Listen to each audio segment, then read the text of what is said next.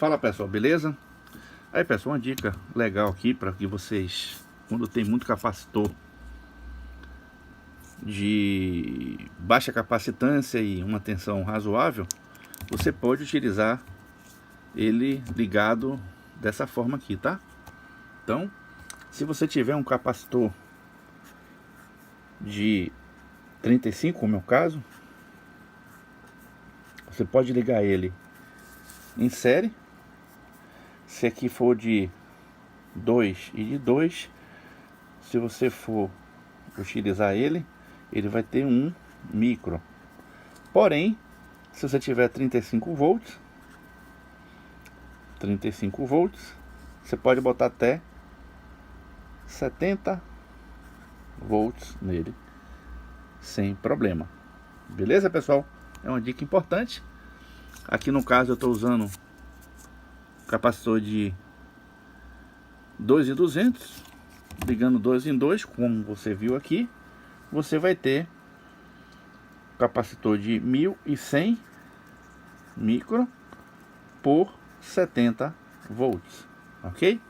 Então se você for botar aqui, ó, 2, 2, 2, 2, você vai ter 4, você vai ter aqui um capacitor equivalente 4.400 microfarad por 70 volts, beleza? Então uma dica importante para vocês fazerem um aproveitamento dos capacitores que você tem, ok? E também você vai baixar a SR aqui desses capacitores, desse banco de capacitor, tá? Como é que a gente baixa? É simples. O que é uma SR? Não é resistência equivalente série? Elas não vão estar ligadas assim. Vou dar um exemplo. Então ela vai estar isso aqui. Beleza?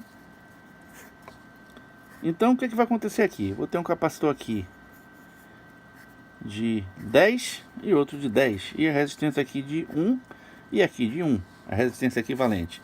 Então eu vou ter um capacitor aqui de 20 micro por 0,5 de ESR.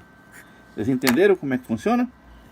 Então é isso aí, pessoal, dica para que vocês possam aí aproveitar o banco de capacitor de vocês, tá, gente? Lembrando que é sempre bom você trabalhar com capacitores dobrados, que eu tô falando na mesma polarização, porque se falhar um, o outro tem. E também você vai baixar a SR do capacitor, beleza? Vai melhorar bastante a sua fonte. Lembrando que em retificadores também é aconselhável você colocar esse capacitorzinho aqui, ó, que fica em paralelo com o diodo. A gente sabe que quando você aumenta a corrente, o que acontece? O aquecimento do semicondutor, da pastilhazinha que está aqui dentro, e com isso você tem chamado ruído térmico, ok? Então a função desse capacitor é você imunizar esse ruído, ok? Esse capacitorzinho aqui eu recomendo você colocar entre 10 nano e 150 nano para uma fonte aí que você tenha um consumo de 10 amperes e os retificadores são para 10 amperes, porque ele aí vai aquecer mais, né? Porque ele vai trabalhar já bem próximo do limite. E você tem o tipo de retificação onda completa e vai ter a maior estabilidade da sua fonte. Outro detalhe, evitem colocar sempre capacitores desiguais em paralelo ou em série, desculpe, em paralelo mesmo. Em paralelo, ou seja, se esse aqui for de 6, esse de 6 vai ter 12 amperes, né? 12 amperes teoricamente, mas saibam que isso não é verdade. Cada diodo tem sua resistência equivalente em série. Isso faz com que às vezes um trabalhe mais do que o outro. Então é sempre bom você ter somente uma ponte retificadora com diodos semelhantes e sem ter esse problema aí de dobra.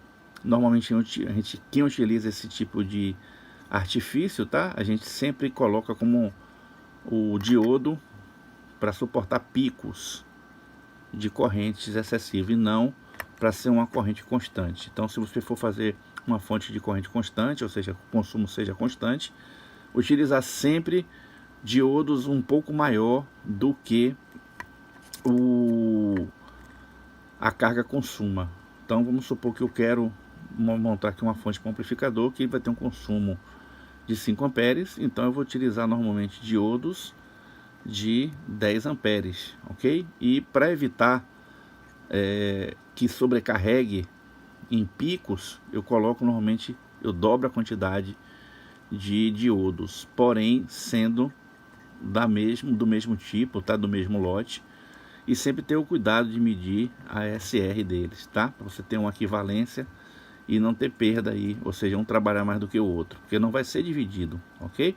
Um vai estar sempre diferente, então vai sempre estar um trabalhando mais. Como esse um aqui já está dentro da necessidade da fonte, não vai fazer muita diferença você estar com ele dobrado.